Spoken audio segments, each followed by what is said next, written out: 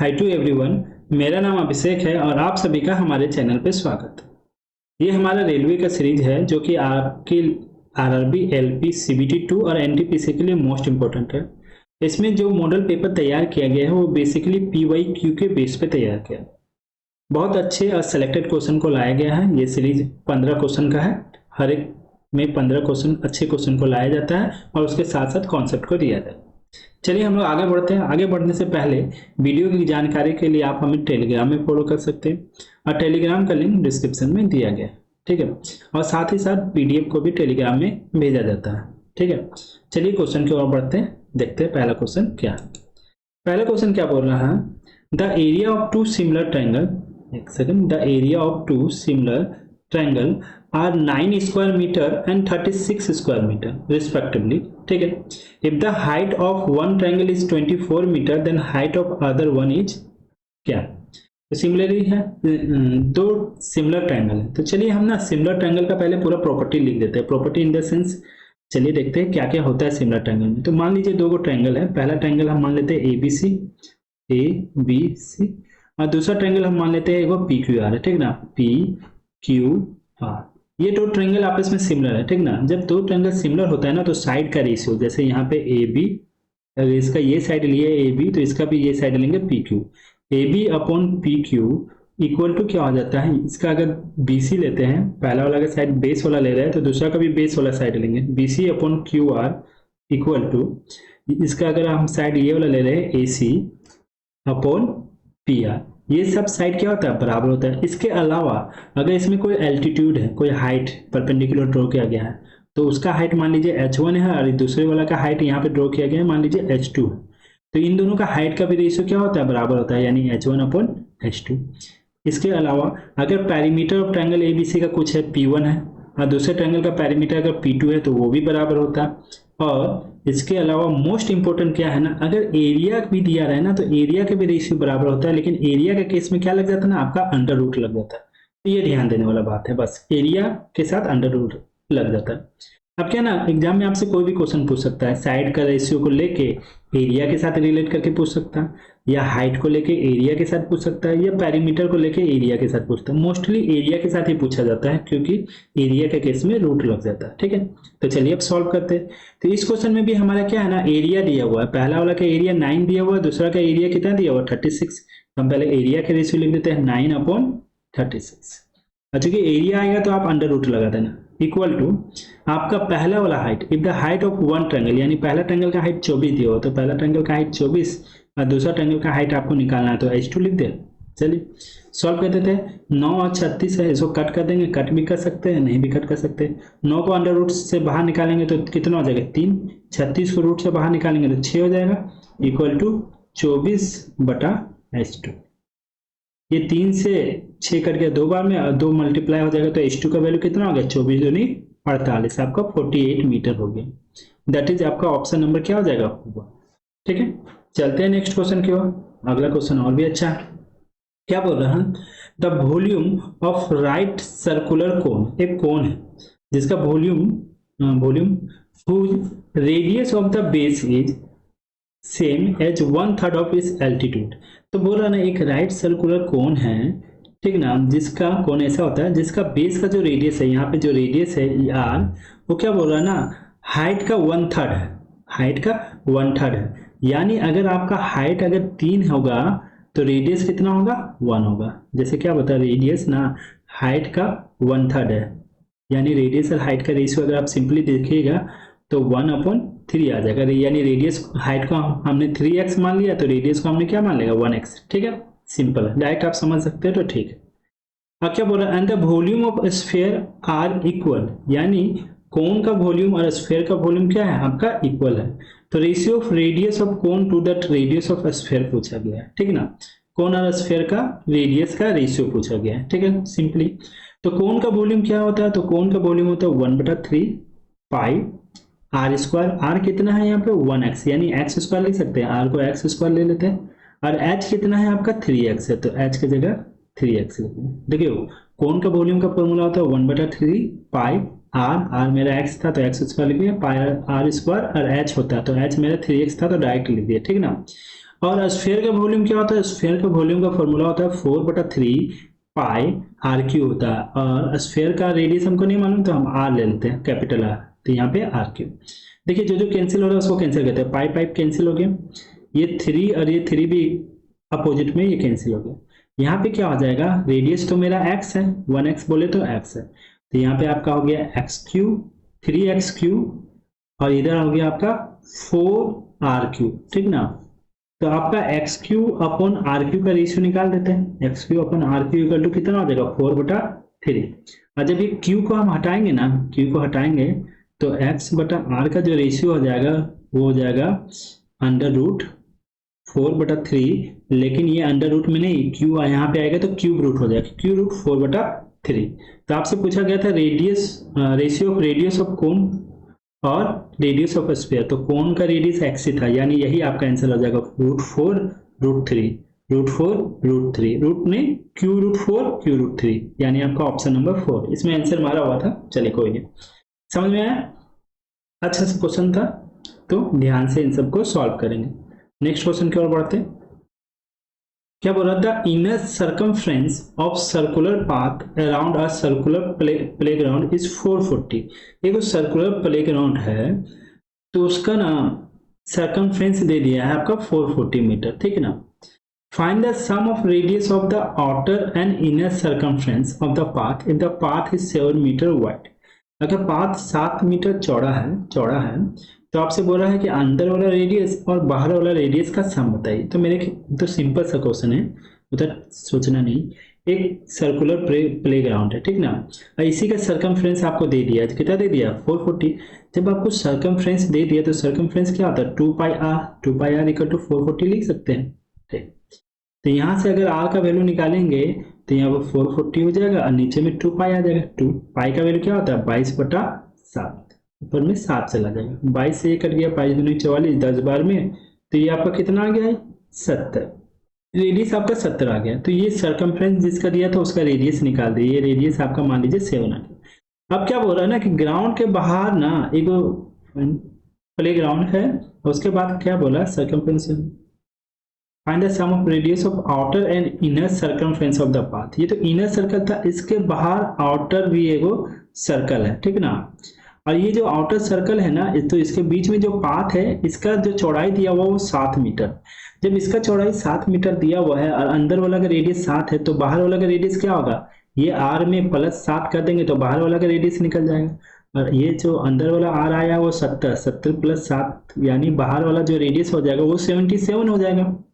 Path से हमको पता चल गया कि 7 मीटर का चौड़ाई है, तो बाहर वाला का रेडियस उसमें ऐड हो था। तो आपसे कुछ नहीं बोला है, कि बोला अंदर वाला रेडियस और बाहर वाला रेडियस का सम बताइए। तो अंदर वाला 70 था, बाहर वाला आपका 77 था, तो 147 हो जाएगा, 147, ठीक है। क्लियर है, नॉर्मल क्वेश्चन है, आप कितने अच्छी तरह से समझ के आराम से सॉल्व कर सकते हैं, लैंग्वेज को ध्यान से पढ़ना, ठीक है। चलिए, ज्यादा क्वेश्चन ज्योमेट्री टाइप का ही लेकर के आते हैं, जिसमें लोग ज्यादा अटक रहे हैं, उसी टाइप का क्वेश्चन को सेलेक्ट करके लाया गया है, ठीक है ना। आज चलो, Ratul and Praful together can complete our task in 18 days. Ratul और प्रफुल ना किसी काम को 18 दिन में कर सकते हैं। बहुत अच्छा क्वेश्चन है टाइम एंड वर्क का। देखिए, they start the task together but Ratul had to leave 7 days before the work got over.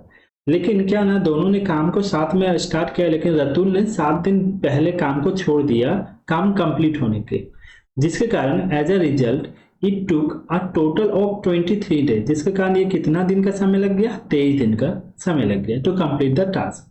तो बोला how many days would it have take Partul to complete the work by himself. तो परतुल को काम करने में कितना समय लगेगा अगर वो करेगा तो मैं बात समझिए, चलिए लिखते हैं। देखिए, रतुल और परतुल टुगेदर कितना दिन में काम को कर सकता है, तो रतुल प्लस परतुल, रतुल को r से डिनोट किया, परतुल को p से, ये दोनों का एफिशिएंसी कितना दिन में काम को कर सकता है, 18 दिन में कर सकता है, ठीक है। तो ये टोटल वर्क हो जाएगा। अब क्या हुआ ना, फिर से दोनों ने काम को स्टार्ट किया, लेकिन रतुल 7 दिनों के बाद काम को छोड़ दिया, और काम कितना दिन में समाप्त हो रहा है, 23 दिन में। ओह सॉरी, रतुल ने काम समाप्त होने के 7 दिन पहले काम को छोड़ दिया है, और काम कितना दिन में समाप्त हो रहा है, 23 दिन में। काम अगर 23 दिन में समाप्त हो रहा है, 7 दिन पहले छोड़ा है, तो रतुल ने कितना दिन तक काम किया होगा, तो 23 में 7 माइनस कर देंगे यानी 16 दिन तक, 16, और इस चीज को समझना, ठीक ना। 16 दिन तक रतुल ने काम किया और उसके बाद रतुल ने काम को छोड़ दिया, तो काम किसने किया होगा पूरा, फिर प्रतुल ने किया होगा रिमेनिंग काम को भी, और प्रतुल तो शुरू से काम कर रहा, यानी 23 दिनों तक किसने काम किया था, प्रतुल। ठीक है, देखो प्रतुल तो शुरू से ही काम कर रहा, दोनों ने साथ में काम किया, लेकिन रतुल 7 दिन पहले छोड़ दिया, तो 23 में 7 माइनस कर देंगे 16 आएगा। अब चलो सॉल्व कर देते हैं। 18r इधर इसको मल्टीप्लाई करेंगे ब्रैकेट में 18 को, तो 18r में 16 माइनस करेंगे तो कितना हो जाएगा, 2r हो जाएगा। ठीक है, 18p में 23p माइनस करेंगे तो कितना हो जाएगा, 5p हो जाएगा। ठीक है, तो यहां से r और p का रेशियो आ जाएगा 5/2। ये 5/2 r और p का जो रेशियो आया ना, ये एक्चुअली में एफिशिएंसी का रेशियो। ठीक है, चलिए तो r और p का रेशियो आ गया, तो ऊपर वाला क्या है, ये भी टोटल वर्क है, ये भी टोटल वर्क है। ठीक ना, तो चलो किसी एक में पुट कर लेते हैं, तो टोटल वर्क कितना हो जाएगा, टोटल वर्क इक्वल टू हो जाएगा, रतुल का एफिशिएंसी 5 है, प्रतुल का 2 है, तो 5 2 7, 7 × 18 हो गया। चलिए, तो आपसे बोला है कि in how many will it take Pratul to complete the work, तो प्रतुल अगर इस काम को करेगा, टोटल वर्क तो पता चल गया, तो कितना टाइम लगेगा, तो टाइम इक्वल टू हमको पता है, वर्क अपन एफिशिएंसी होता है, वर्क है 7 × 18, और प्रतुल के बारे में बोला तो प्रतुल का एफिशिएंसी 2 है, 2 से कितना बार में कट जाएगा, 9 बार में कट जाएगा, और 9 से 63, यानी 63 डेज में आपका काम क्या हो जाएगा, कंप्लीट हो जाएगा। टाइम एंड वर्क का क्वेश्चन है, अच्छा क्वेश्चन है, आप ट्राई करना पहले अपने से, फिर देखना। ठीक है, चलते हैं नेक्स्ट क्वेश्चन की ओर। चलिए देखिए, the area of triangle whose vertices are given by the coordinate 1 2 -4 -3 and 4 1 8। आपसे सिंपली ना एरिया ऑफ ट्राइंगल पूछा गया है जिसका कोऑर्डिनेट दिया हुआ है, तो ये क्वेश्चन कुछ खास नहीं है, आपको अगर फॉर्मूला मालूम है तो आराम से सॉल्व कर देंगे। तो इसका एरिया का फॉर्मूला क्या होता है हम बता लिख देते हैं, एरिया इक्वल टू क्या होता है ना, 1/2 एक बड़ा ब्रैकेट ले लीजिए, x1, यहाँ पे x1 लेंगे, जब x1 लेंगे तो यहाँ पे क्या होगा ना, ब्रैकेट में हो जाएगा y2 - y3। ठीक है ना, x के बाद होता है x1, 1 के बाद आता है 2, 2 के बाद 3, फिर यहाँ पे लेंगे प्लस, अब लेंगे x2, जब x2 लेंगे तो 2 के बाद क्या आता है 3, तो यहाँ पे हो जाएगा y3 - y1। ठीक है, अब यहाँ पे क्या लेंगे, यहाँ पे लेंगे x3 लेंगे तो यहाँ पे हो जाएगा y1 - y2, तो ये ब्रैकेट आपका क्लोज। ये आपका एरिया का फॉर्मूला होता है, तो इसको दिमाग में रखेंगे, तो डायरेक्टली क्वेश्चन पूछा जाता है तो आप आराम से टैकल कर लेंगे। तो 1/2 अब हम लोग वैल्यू को पुट करते हैं डायरेक्ट। ठीक ना, x1 क्या है, तो x1 यहाँ पे 1 है, तो 1 पुट कर दिए। ठीक है, y2 कितना है, तो दूसरा वाला इक्वेशन में y2 पीछे वाला था, यानी -3 है, y2 आपका -3 है, और अच्छा लिख देते हैं एक बार, नहीं तो गड़बड़ हो सकता है, y2 -3 है माइनस, और y3 कितना है, y3 आपका 1 है, तो -1 हो गया। ठीक है, फिर प्लस x2 कितना है, तो x2 आपका यहाँ पे देखिए -4 है, तो यहाँ पे -4 लिखेंगे। फिर y3 कितना है, तो y3 आपका 1 है, माइनस y1 कितना, y1 आपका 2 है। ठीक है, प्लस x3 देख लेते हैं, x3 कितना है आपका, तो x3 आपका 4 है, +4 है। देखिए यहाँ पे ना -4 है, वहां पर प्लस में, तो इसको ब्रैकेट में दे दिए। ठीक है ना, +4 है x3, और y1 कितना है, तो भाई y1 आपका 2 है, माइनस y2 कितना है, y2 आपका -3 है, तो -3 करेंगे तो यहाँ पे +3 लिखा जाएगा। ठीक है, चलो ये ब्रैकेट आपका क्लोज हो गई। सॉल्व कर लेते हैं ब्रैकेट में सबको जल्दी से, तो -3 - 1 यानी -4 को 1 के साथ मल्टीप्लाई करेगा तो यहाँ -4 होगा। ठीक है, या 1 - 2 यानी -1, और ब्रैकेट के बाहर -4 है, तो -1 - 4 कितना हो जाएगा, माइनस प्लस हो जाएगा, यानी +4 प्लस 4 यहाँ पे, 3 2 5, 5 चुके 20 हो जाएगा। ठीक है, यहाँ 20 हो गया, ये +4 - 4 कैंसिल हो गया, 1/2 × 20 यानी कितना हो जाएगा आपका एरिया 10 स्क्वायर यूनिट, यानी दैट इज ऑप्शन नंबर आपका 3 हो जाएगा। ठीक है, क्लियर है, अच्छा क्वेश्चन है, फॉर्मूला बेस है, फॉर्मूला बेसिकली सबको दिमाग में नहीं रहता, तो आप नोट कर लेना यार। ठीक है, चलिए अच्छे को नेक्स्ट क्वेश्चन की ओर देखो क्या बोलता है, a shopkeeper claim to sell sugar at no profit no loss, यानी एक दुकानदार है जो शुगर को बेच रहा है, चीनी को, और बोल रहा है ना कि ना तो उसको प्रॉफिट हो रहा ना तो लॉस हो रहा है, यानी वो करे मोल में ही बेच रहा है। कहने का मतलब दुकानदार बोला है लेकिन ऐसा करता नहीं है। उसके बाद क्या बोला, if he underweight item 800 gram in place of 1 kg, लेकिन जब वो तराजू से तौल रहा है ना, तो कितना तौल रहा है, तो 800 ग्राम कर रहा है 1 kg के जगह पे। यानी आप ही सोचो कि आपने खरीदा 1 kg, यानी आप 1 kg का पैसा दे रहे हैं, लेकिन दुकानदार आपको कितना दे रहा है, 800 ग्राम, यानी 800 ग्राम का पैसा मूल्य वाला चीज दे रहा है। ठीक है, तो और एंड हैड 20% इम्प्योरिटी, और उसके साथ साथ 800 ग्राम तो दे रहा है, 800 ग्राम में भी वो क्या कर रहा है ना, 20% उसमें क्या है, इम्प्योरिटी है, मतलब खराब है, कुछ खराब चीज मिला दे रहा है। तो बताना प्रॉफिट परसेंटेज विल बी, तो कितना का प्रॉफिट परसेंटेज होगा। तो देखिए सिंपल सा समझिए, एक तब कॉस्ट प्राइस लिखते हैं, एक तब हम सेलिंग प्राइस लिखते हैं, ठीक है ना। सेलिंग प्राइस तो सिंपली 1000 रुपया लिख देते हैं, क्यों, क्योंकि दुकानदार आपको सामान दे रहा है, ठीक है ना, 1 kg बोल के आपको दे रहा है, और आप 1 kg का पैसा उसको पे कर रहा है, लेकिन एक्चुअली में दुकानदार 1 kg सामान नहीं दे रहा, वो तो चीटिंग कर रहा है। तो सेलिंग प्राइस, आप 1 kg का पैसा दिए हैं, तो इसीलिए सेलिंग प्राइस 1000 ले लिए, वेट के अनुसार से हम ले लिए, सेलिंग प्राइस को 1000 ले लेते हैं। अब देखो कॉस्ट प्राइस कितना है, तो कॉस्ट प्राइस कितना, जितना आप तौलते हैं ना वही कॉस्ट प्राइस होता है। तो ये इंसान कितना वजन कर रहा है, 800 ग्राम दे रहा है आपको, 800 ग्राम दे रहा है 1 kg की जगह, लेकिन ये 800 ग्राम भी नहीं दे रहा है, 800 ग्राम तो दे रहा था, लेकिन इसमें भी 20% इम्प्योरिटी है। तो 800 में भी 20% हम माइनस कर देंगे, तो 800 का 20% हम निकालेंगे तो कितना हो जाएगा, 160 हो जाएगा, 160, यानी 800 में से आप 160 और माइनस कर लीजिए, तो कितना हो जाएगा, 640। यानी एक्चुअली में आप कितना तोल रहे हैं, 640 ग्राम आपको दे रहे हैं, यानी कॉस्ट प्राइस कितना हो गया, 640 ग्राम। ठीक है, एक्चुअली में कितना दे रहा है, वो 640 ग्राम दे रहा है, और आपको क्या लग रहा है, आप 1 kg का पैसा दे रहे हैं, तो सेलिंग प्राइस आपका 1000 रुपया हो गया, और कॉस्ट प्राइस आपका 640 रुपया हो गया। ठीक है, तो बताओ 640 रुपये का सामान 1000 रुपये में बेच दे रहा है, तो कितना का फायदा हो रहा है, यानी 360 रुपया का फायदा हो जा रहा है, 360 का फायदा। प्रॉफिट क्या होता है, selling price minus cost price, ये प्रॉफिट हो जा रहा है आपका, प्रॉफिट, ठीक है ना, प्रॉफिट। तो हमको क्या निकालना है, परसेंटेज प्रॉफिट निकालना, परसेंटेज प्रॉफिट इक्वल टू होता है प्रॉफिट जो कि 360 का हो रहा है, डिवाइडेड बाय कॉस्ट प्राइस जो कि 640 है, इनटू क्या कर देंगे, 100 कर देंगे। ठीक है, 4 से कट कर देंगे, 9 बार में हो जाएगा, 4 से कट कर देंगे 16 बार में, तो 9/16 इंटू 100, 9/16 इंटू 100। तो आपको याद होगा कि 1/16 को कितना लिख सकते हैं, 6.25, 1/16 को लिखते हैं, इसके साथ 9 को मल्टीप्लाई कर देंगे तो 9 चौक 54, 55, 56.25% हो जाएगा, सब 65.25%। दैट इज ऑप्शन नंबर आपका क्या हो जाएगा, 3। क्लियर हुआ, ये भी बहुत अच्छा क्वेश्चन है। चलिए अगला क्वेश्चन की ओर बढ़ते हैं। नेक्स्ट क्वेश्चन देखिए, ये डीआई है छोटा सा, बेसिकली इसको इसलिए लेकर के आया कि ये डिग्री के फॉर्म में दिया हुआ है, डिग्री के फॉर्म में बहुत को कंफ्यूजन होता है। क्या बोल रहा था, पाई चार्ट, इसको हिंदी में भी एक्सप्लेन कर दे रहे हैं इंग्लिश में।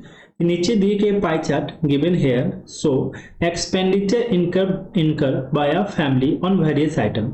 पाई चार्ट में ये दिखा रहा है ना कि बहुत सारे फैमिली द्वारा एक्सपेंडिचर खर्च किया गया अमाउंट, ठीक है ना, फैमिली, एक फैमिली के द्वारा कितना पैसा खर्च किया गया, एक्सपेंडिचर किया गया, ठीक है ना, एंड देयर सेविंग, अच्छा खर्च और सेविंग दोनों दिया गया है, which amount to 8000 in a month. अच्छा, ये पाई चार्ट जो शो कर रहा है ना, वो बहुत डिफरेंट चीजों में उसका खर्च और सेविंग को शो कर रहा है, ठीक है ना, और इसमें भी बता दिया गया है कि उसका जो सेविंग है ना वो कितना रुपया है, 8000 रुपया, ठीक है ना, इन अ मंथ, तो सेविंग 8000 रुपया आपको बता दिया गया।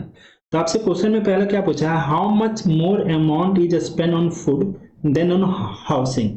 तो बोला कितना ज्यादा अमाउंट फूड में खर्च किया गया हाउसिंग से, कंपेयर कर रहा है, यानी हाउसिंग से कितना ज्यादा फूड में खर्च किया गया है। यहाँ पे हाउसिंग है लास्ट में और फूड यहाँ पे है, ठीक है ना। चलिए तो बताते हैं। तो देखिए पहले तो आपको सेविंग दे दिया है, सेविंग कितना है 8000, लेकिन डायग्राम में देखिए पाई चार्ट में सेविंग कहाँ पे है, तो सेविंग का डॉट है ये वाला, यानी सेविंग कितना है 60 डिग्री, डिग्री के फॉर्म में दिया हुआ। आप डिग्री को डिग्री के फॉर्म में बना सकते हैं या परसेंटेज के फॉर्म में बना सकते हैं, यहाँ हमको चेंज करने का जरूरत नहीं है, तो हम डिग्री में ही रहने देते हैं। और यहाँ पे कितना सेविंग में 8000 रुपया, यहाँ डिग्री के फॉर्म में कितना दिया हुआ 60 डिग्री, तो 60 डिग्री को तो आप डायरेक्टली आप क्या लिख सकते हैं 8000 लिख सकते हैं, ठीक है ना। जैसे तो 1 इक्वल टू कितना हो जाएगा 8000 डिवाइडेड बाय 60 डिग्री, ठीक है। क्लियर है यहाँ तक। चलिए अब उसके बाद बोला है कि हाउसिंग और फूड, यही दोनों का डिफरेंस पूछा गया है कितना ज्यादा, तो फूड में देखिए, फूड का दाम है, ये फूड 120 डिग्री है फूड में, और हाउसिंग में कितना डिग्री है, 105 डिग्री है। तो भाई इन दोनों का डिफरेंस करेंगे, कितना ज्यादा बोला है तो 15 डिग्री ज्यादा है, तो यहाँ से हम 15 डिग्री का वैल्यू निकाल देंगे। तो 15 डिग्री का वैल्यू निकालेंगे, 15 चौके 60 और 4 से 8000 कट कर देंगे तो 2000 हो जाएगा। दैट इज ऑप्शन नंबर आपका क्या हो जाएगा, 3। ठीक है, समझ में आया, इजी सा क्वेश्चन है। जब भी डिग्री के फॉर्म में दे तो हम लोग परसेंटेज के फॉर्म में करते हैं तो 100% हमारा कंप्लीट होता है, कंप्लीट यानी टोटल। लेकिन डिग्री के फॉर्म में जब भी देगा ना, तो जब भी टोटल बोलेगा तो 360 डिग्री हमारा कंप्लीट होता है टोटल, ठीक है ना। चल बाकी नेक्स्ट क्वेश्चन वैसा आएगा तो फिर बताएंगे, ठीक है। चलिए अगला क्वेश्चन देखते हैं। हो रहा है X and Y started a business by investing in the ratio 3:5। X and Y ने एक बिजनेस स्टार्ट किया जिसमें उसने ना 3:5 में इन्वेस्ट किया, ठीक है ना। After 4 month from the start of business, मतलब बिजनेस के स्टार्ट होने के 4 महीने के बाद जेड क्या किया, ज्वाइन किया with an amount equal to 1/4 of X and Y. और कितना अमाउंट इन्वेस्ट किया, तो एक्स एंड वाई ने जितने इन्वेस्ट किया ना उसका 1/4 किया, ठीक है ना। तो बोल रहा find total profit at the end of the year. तो बताना है कि टोटल प्रॉफिट कितना हुआ ईयर के अंत में, यदि वाई को कितना मिला है, 22,500 एज ए शेयर, उसको शेयर के रूप में मिला है। तो चलिए सॉल्व करते हैं, बहुत अच्छा क्वेश्चन है। देखिए पार्टनरशिप का क्वेश्चन है, तो पार्टनरशिप में पहले क्या होता है ना, एक्स वाई और जेड, पहले ये 3 आदमी है, तीनों ने कितना कितना रुपया इन्वेस्ट किया और कितने समय के लिए किया वो हम पहले निकाल देते हो। तो एक्स और वाई का इन्वेस्टमेंट का रेशियो कितना दिया हुआ है ना, 3:5, यानी एक्स ने 3 रुपये इन्वेस्ट किया तो वाई ने कितना किया, ठीक है ना। और बोल रहा आफ्टर 4 मंथ के बाद जेड ने इन्वेस्ट किया, ठीक है। तो भाई और टोटल लास्ट में बात होना एंड ऑफ द ईयर, यानी 1 साल का बात हो रहा है, यानी एक्स और वाई ने 1-1 साल तक इन्वेस्ट किया, और 1 साल में कितना महीना होता है, 12 महीना। तो एक्स ने भी 12 महीना, वाई ने भी 12 महीना। लेकिन जेड के बारे में बोला जा रहा, तो जेड बोल रहा 4 महीना के बाद स्टार्ट किया, ठीक है ना। तो भाई 1 साल में 12 महीना होता है, 4 महीने के बाद स्टार्ट किया है, तो 12 में से 4 माइनस करेंगे तो कितना महीना के लिए इन्वेस्ट किया, 8 महीना के लिए। और जेड ने कितना रुपया इन्वेस्ट किया, तो भाई जेड ने कितना किया ना, तो एक्स और वाई ने जितना किया उसका 1/4। तो एक्स और वाई कितना किया, 3 और 5, 5 और 3 8 होता है, 8 का 1/4 करेगा तो कितना हो जाएगा, 2, ठीक है। यानी जेड ने 2 रुपया इन्वेस्ट किया 8 महीने के लिए। अब क्या होता है ना, ये इन्वेस्टमेंट है, टाइम है, इन्वेस्टमेंट इन टाइम का जो रेशियो होता है ना वही हो जाता है प्रॉफिट का रेशियो, ठीक है ना। यानी जो ज्यादा इन्वेस्ट करेगा ज्यादा समय के लिए उसको ज्यादा पैसा मिलेगा, सिंपल है। यहाँ कुछ कट रहा था हम कट कर देंगे। तो यहाँ से 4 का टेबल में ये 4 × 12 3 बार में कट जाएगा, ये भी 4 × 12 3 बार में कट जाएगा, ये 4 से 2 बार में। चलो ठीक है, कट हो गया। अब चलो मल्टीप्लाई करके लिख देते हैं, 3 × 9 5 × 15 और 2 × 4। तो देखिए तीनों का प्रॉफिट ये जो आ गया ना, ये प्रॉफिट का रेशियो आ गया, ठीक है ना। चलो 9 15 4। अब बोल रहा y को कितना रुपया मिला है प्रॉफिट के रूप में, 22,500, और y का प्रॉफिट कितना है, 15। तो हम डायरेक्टली 15 इक्वल टू 22,500 नहीं लिख सकते क्या, लिख सकते हैं 22,500 y इतना, तो 1 का वैल्यू हो जाएगा 22,500 डिवाइडेड बाय 15। अब आपसे पूछा गया टोटल प्रॉफिट, टोटल प्रॉफिट बोला तो सबको ऐड कर देंगे, तो 15 10 25 यानी 24 4 28 28 हो जाएगा, तीनों को ऐड करेंगे तो आपका 28 आ जाएगा। तो यहाँ पे 28 आप मल्टीप्लाई कर दीजिए, ठीक है ना। यहाँ पे 15 का स्क्वायर 225 होता है, यानी 1500 इंटू 28, ठीक है ना। वाई के बारे में ही बोला गया ना। चलो तो 15 28 है 120, 12 29 30 और 12 42 हो जाएगा, 420 और 2 0, यानी 42,000 रुपया आपका यहाँ पे टोटल प्रॉफिट था, ठीक है। क्लियर है, इजी सा क्वेश्चन है पार्टनरशिप का। लेकिन पार्टनरशिप का क्वेश्चन जो हमेशा जब भी आपका एग्जाम में आएगा ना तो दिखने में बड़ा लगता है लेकिन होता है इजी, तो ध्यान देना पार्टनरशिप का क्वेश्चन करना। देखिए ये ट्रिग्नोमेट्री का क्वेश्चन है, बड़ा अच्छा सा क्वेश्चन। क्या दिया हुआ है, साइन का power 4x plus sine square x equal to 1 दिया हुआ है। आपसे पूछा cot 4x प्लस cot स्क्वायर x का वैल्यू पूछा गया है। तो चलिए हम लोग इसको सॉल्व करते हैं आराम से, बड़ा बेसिक से। तो देखिए एक बार लिख देते हैं आपका equation, sine 4x plus sine square x equal to कितना दे दिया, sine square x equal to आपका दे दिया 1। तो देखिए यहाँ पे जब आप सॉल्व कीजिएगा तो sine 4x equal to sine 4x equal to sine का पावर 4x इक्वल टू ये sine square x equal to के इधर आएगा तो 1 माइनस साइन स्क्वायर एक्स हो जाएगा, और 1 माइनस साइन स्क्वायर एक्स को हम लोग लिख सकते हैं कॉस स्क्वायर एक्स, ठीक है। यहाँ पे, ठीक है। चलो इसको रहने देते हैं, ये आपका इक्वेशन आ गया पहले। अब आपको क्या सॉल्व करना है, तो ये तो आपका गिवन था, अब इसको सॉल्व करना है क्या, तो कॉट 4x, इसको भी एक बार लिख देते हैं, प्लस कॉट स्क्वायर एक्स, यही ना। तो कॉट 4x प्लस कॉट का पावर 4x प्लस कॉट का पावर स्क्वायर एक्स है, तो यहाँ से कॉट स्क्वायर कॉमन निकाल ले। जैसे कॉट स्क्वायर एक्स आप कॉमन निकालिएगा ना, तो देखिएगा यहाँ पे आ जाएगा अंदर में कॉट स्क्वायर एक्स प्लस 1, ठीक है, ये आ गया। तो आपको एक फॉर्मूला याद होना चाहिए, यहाँ पे साइड में लिख दे रहे हैं, cosec square theta, cosec square theta minus cosec square theta minus cot square theta equal to क्या होता है 1। तो यहाँ पे ना जब कॉट को आप उधर भेजिएगा ना, तो cosec square theta equal to direct आ जाएगा 1 प्लस कॉट स्क्वायर थीटा। तो यहाँ पे आप सिंपली देखिए 1 प्लस कॉट स्क्वायर एक्स की जगह हम क्या लिख सकते हैं, कोसेक स्क्वायर थीटा लिख सकते हैं। हमें फॉर्मूला याद है तो आप डायरेक्ट कर लीजिएगा। तो यहाँ पे कॉट स्क्वायर एक्स इंटू इसके जगह हम लिख दिए कोसेक स्क्वायर थीटा यानी एक्स यहाँ पे। अब देखिए कॉट स्क्वायर को क्या लिख सकते हैं, cos square x divided by sine square x, ठीक है ना।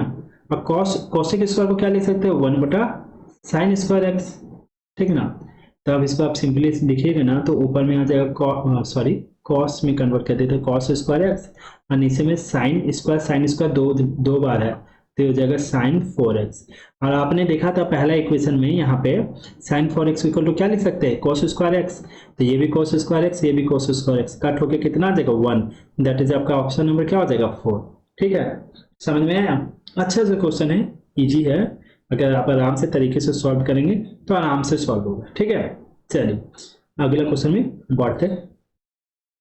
क्या बोल रहा है, ऑन अ सर्टन प्रिंसिपल, कोई सर्टन राशि प्रिंसिपल है, simple interest amount to ₹1000, simple interest कितना हो जा रहा है, 1000 रुपया हो रहा है, amount to ₹1000 in 1 year at the rate of 10% per annum, कितना प्रतिशत की दर से, 10% की दर से। तो क्या बोल रहा है, what will be the effective rate of interest if the same is compounded 1.5 yearly basis, compounded on half yearly basis. बोल रहा है तो इफेक्टिव रेट ऑफ इंटरेस्ट क्या होगा अगर यही रेट ऑफ इंटरेस्ट आपका क्या हो, कंपाउंडेड हाफ ईयरली बेसिस, यानी हाफ ईयरली लग जाएगा और कंपाउंड इंटरेस्ट के रूप में।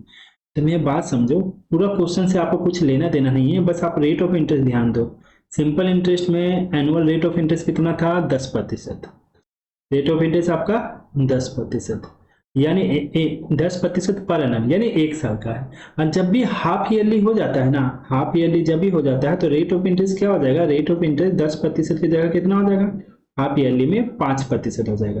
और कैसे कन्वर्ट करते हैं तो हम पहले बता चुके हैं, ऐसे फिर से बता देते हैं, 10 डिवाइडेड बाय 12 करेंगे, 1 साल में 12 महीना होता है, और हाफ ईयरली में कितना महीना होता है, 6 महीना। तो 6 से मल्टीप्लाई करेंगे, कट करेंगे, तो यह डायरेक्ट क्या होगा 5% हाफ ईयरली में।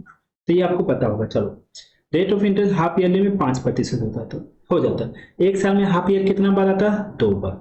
तो यहाँ पे ना 2 बार आता है ना, तो ये 5% 2 बार लगेगा, और 2 बार जब लगता है ना, तो इफेक्टिव रेट ऑफ इंटरेस्ट निकालने के लिए क्या करते हैं ना, सिंपली ना आप सक्सेसिव का फॉर्मूला लगा दीजिए। जब भी आपको इफेक्टिव रेट ऑफ इंटरेस्ट बोले और 2 बार का केस देते हैं, तो हम क्या लगाएंगे, सक्सेसिव क्या, x plus x into x divided by 100।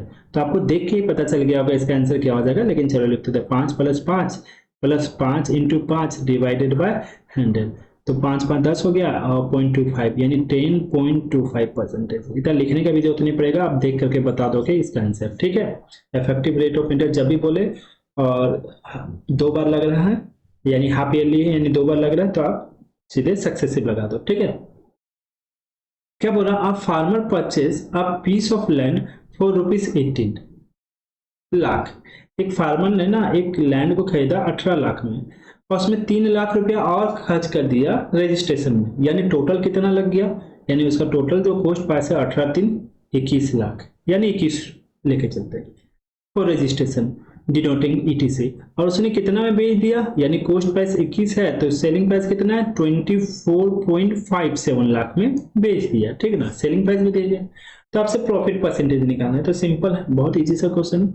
Selling price profit क्या होगा, सेलिंग प्राइस में कॉस्ट प्राइस माइनस कर देंगे, वही तो प्रॉफिट हो जाता है। तो प्रॉफिट आपका हो जाएगा 0.57 21 यानी 3.57। तो परसेंटेज प्रॉफिट निकालना है, परसेंटेज प्रॉफिट इक्वल टू होता है प्रॉफिट जो कि 3.57 है डिवाइडेड बाय कॉस्ट प्राइस 21 है इंटू 100 है, ये 100 इसमें मल्टीप्लाई करेंगे तो 357 हो जाएगा। ये 21 से कितने बार में कटेगा, तो 7 आता है, 7 में आता है, तो 7 से नहीं कटेगा, 17 में आता है, 17 से कट जाएगा।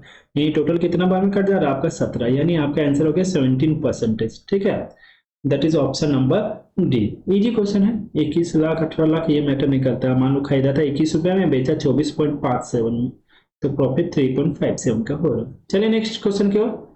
चलो, what is the fourth proposition of 382? तो फोर्थ प्रपोजन बोला है ना, तो कुछ नहीं करते। फोर्थ प्रपोजन जैसे देखिए हम लिख के बता देते हैं, ऐसे डायरेक्टली आप लिख सकते हैं 8 × 12 डिवाइडेड 3 कर देंगे, आपका आ जाएगा। 3 से कर देंगे 4 बार में, 5 × 32 हो जाएगा आंसर। लेकिन देखिए कैसे लिखते हैं, पहले हम बताते थे। फोर्थ प्रपोजन बोलेगा तो 3 ठो दिया रहेगा, तो 3 पहले 3 फिर नीचे 8, ये हो जाएगा 12 और ये हो गया आपका x। यही आपका फोर्थ प्रपोजन, इसी का वैल्यू निकालना है। तो 3 से ये 12 कट करते 4 बार में, 8 × 32, यानी x का वैल्यू कितना हो गया, ये 32। That is option number 3। तो चलिए हम सबको बता देते हैं मीन प्रोपोजन पहले कैसे निकालते हैं। तो मीन प्रोपोजन जब भी निकालेंगे ना, तो आपको दो वैल्यू देगा, a और b। तो मीन जब भी बोल देगा तो रूट अंडर आप a b कर देना, ठीक है। दूसरा, आपको जब थर्ड प्रपोजन बोलेगा ना निकालने के लिए, तब भी आपको दो ही वैल्यू देगा। लेकिन थर्ड प्रपोजन में जब बोलेगा ना दो वैल्यू देगा निकालने के लिए, तो आप क्या करना, आप a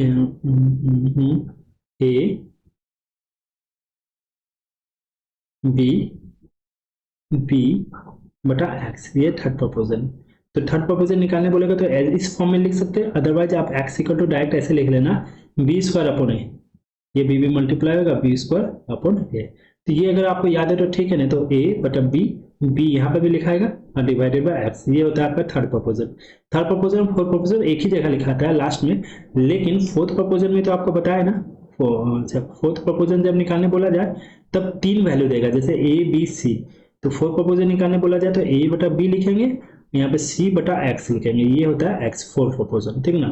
तो फोर्थ प्रपोजन x का वैल्यू हो जाएगा bc अपॉन a। जैसे यहाँ पे अगर आप डायरेक्ट सॉल्व करते हैं तो bc क्या हो जाता है आपका 8 × 12 डिवाइडेड बाय a, 3 से कट करेंगे जाती है 12, 5 × 32 हो जाएगा, ठीक है। तो ऐसे लिखा जाता है, फर्स्ट मीन प्रपोजन, थर्ड प्रपोजन, ये फोर्थ प्रपोजन। फोर्थ प्रपोजन के केस में 3 नंबर देता है, हमेशा याद रखना। बाकी मीन प्रपोजन और थर्ड प्रपोजन निकालोगे तो आपको 2 ही नंबर देगा, ठीक है। चलिए नेक्स्ट क्वेश्चन क्यों। चलिए क्या बोल रहा है, interior angle of polygon is 108 है, देन इट इज अगर 108 डिग्री इंटीरियर एंगल दिया हुआ है तो आपसे पूछ रहा है ये क्या है, ऑक्टागोन है, पेंटागोन है, हेक्सागोन है, टेट्रागोन है, क्या है ये बताना है। तो भाई अगर इंटीरियर एंगल दिया हुआ है तो हमको ना बताने के लिए ना नंबर ऑफ साइड पता होना चाहिए। अदरवाइज एंगल से भी बता सकते हैं अगर आपको एंगल दिमाग में है तो, लेकिन हमको नंबर ऑफ साइड बताना चाहिए। तो भाई कल हमने बताया था ना इंटीरियर एंगल का फॉर्मूला बताए थे कि ईच इंटीरियर एंगल का फॉर्मूला क्या होता है। ये एक इंटीरियर एंगल दिया हुआ है तो फॉर्मूला होता है n-2 × 180 divided by n equal to कितना दिया हुआ है 108 डिग्री। ईच इंटीरियर एंगल का यही होता है। तो 9 से कट कर देंगे, ये 20 बार में हो जाएगा, 9 से कट कर देंगे, 9 का 9 12 बार में भी कट हो गया। फिर 4 से कट कर देंगे, 4 से कट हो जाएगा 3 बार में, तो ये 3n उधर जाकर मल्टीप्लाई हो जाएगा, इधर हो जाएगा 5n -10 इक्वल टू हो गया 3n 5n में 3n माइनस करेंगे तो 2n, तो n का वैल्यू कितना आ जाएगा आपका 5। जैसे n का वैल्यू 5 आ गया आपको पता चल गया ये क्या है आपका पेंटागोन है, ठीक है। अदरवाइज याद रखने से भी हो जाता है कि पेंटागोन में 108 डिग्री है, ठीक है ना, ये याद रहता है बहुत को। जैसे एक चार्ट लेकर के आया, देखिए ये वाला पहले ध्यान दीजिए। देखिए ट्रायंगल का केस में 3 साइड होता है, ट्रायंगल का इंटीरियर एंगल होता है 60 डिग्री, क्वाड्रिलेटरल का इंटीरियर एंगल होता है 90 डिग्री, पेंटागोन का होता है देखिए 108 डिग्री। यही क्वेश्चन था अभी, ठीक है। हेक्सागोन का आपका 120 डिग्री हो जाता है। हेप्टागोन नहीं पूछता जनरली क्योंकि पॉइंट में रहता है, लेकिन याद रखने की जरूरत नहीं है। ऑक्टागोन का कितना होता है 135 डिग्री, तो 135 डिग्री, और डेकागोन का 144 डिग्री। ये सब पूछता है, कभी कभी पूछा है डायरेक्ट, तो ध्यान रखिएगा तो हो जाएगा। अदरवाइज पॉलीगॉन का ये फॉर्मूला कल हम बता चुके थे, सम ऑफ ऑल एंगल क्या होता है n-2 × 180। ईच इंटीरियर एंगल का फॉर्मूला होता है n-2 × 180 डिवाइडेड बाय n कर देते हैं, ठीक है ना। एक्सटीरियर एंगल का सम कितना होता है 360 डिग्री। नंबर डायगोनल निकालने बोला जाएगा तो n-3 डिवाइडेड बाय 2, और n क्या है यहाँ पे, n नंबर ऑफ साइड है, ठीक है ना, नंबर ऑफ साइड है। कल और एक फॉर्मूला बताया था जो इसमें मिस है, interior angle plus exterior angle का सम कितना होता है हमेशा 180 डिग्री। तो ये सब फॉर्मूला दिमाग में रखना, एटलीस्ट एग्जाम में क्वेश्चन आएगा तो डायरेक्टली आप सॉल्व कर पाओगे, ठीक है। चलिए नेक्स्ट क्वेश्चन की ओर चलते हैं। बोल रहा Surya is 25 year older than his son. तो सूर्या को ऐसे डिनोट करते हैं और सन को SON लिखते हैं। तो सूर्या ना 25 ईयर बड़ा है, यानी इन दोनों के बीच का डिफरेंस कितना दे दिया 25 ईयर इन इन 5 ईयर, यानी अगले 5 सालों में। कहने का मतलब है अगले 5 साल के बाद, यानी ही विल बी ट्वाइस। तो याद रखना एक चीज, जो हमारा ना एज का जो डिफरेंस रहता है ना किसी भी पर्सन के बीच में, वो चाहे कितना भी साल हो जाए, एज का डिफरेंस हमेशा सेम रहता है। ये याद रखना, डिफरेंस हमेशा सेम होता है लेकिन मल्टीपल हमेशा चेंज होते रहता है, ठीक ना।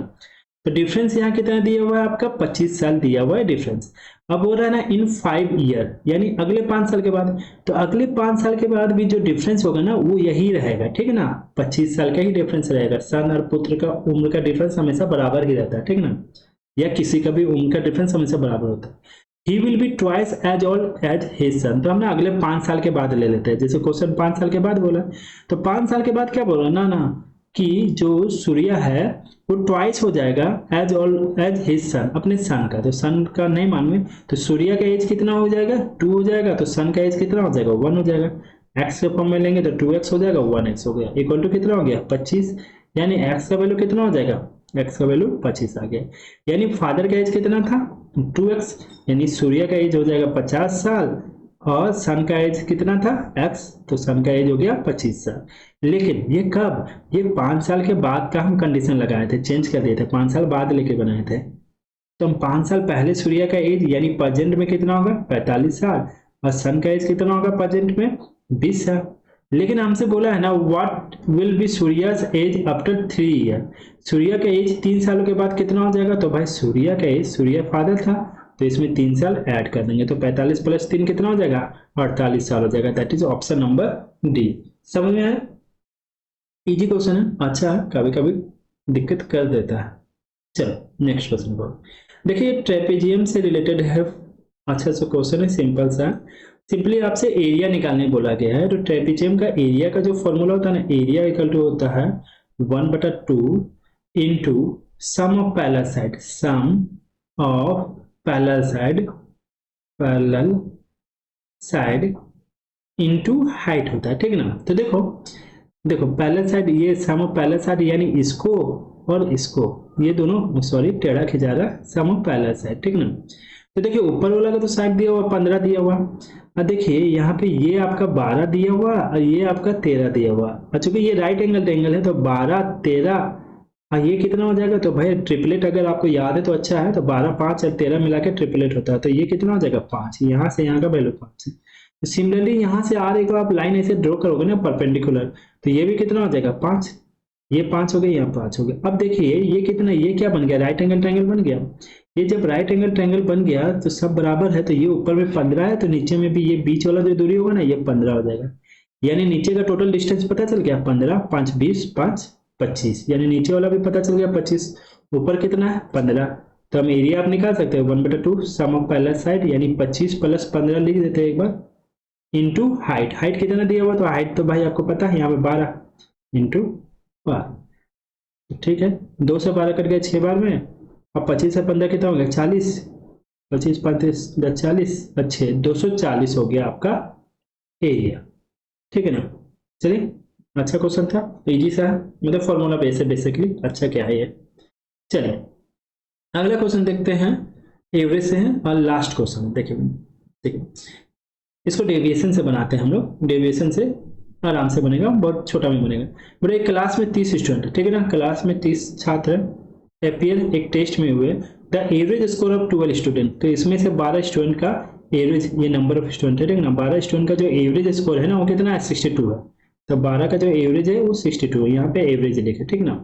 तो इधर 12 का 62 है तो बचा कितना 18 स्टूडेंट, 18 स्टूडेंट का एवरेज कितना दे दिया आपका 78।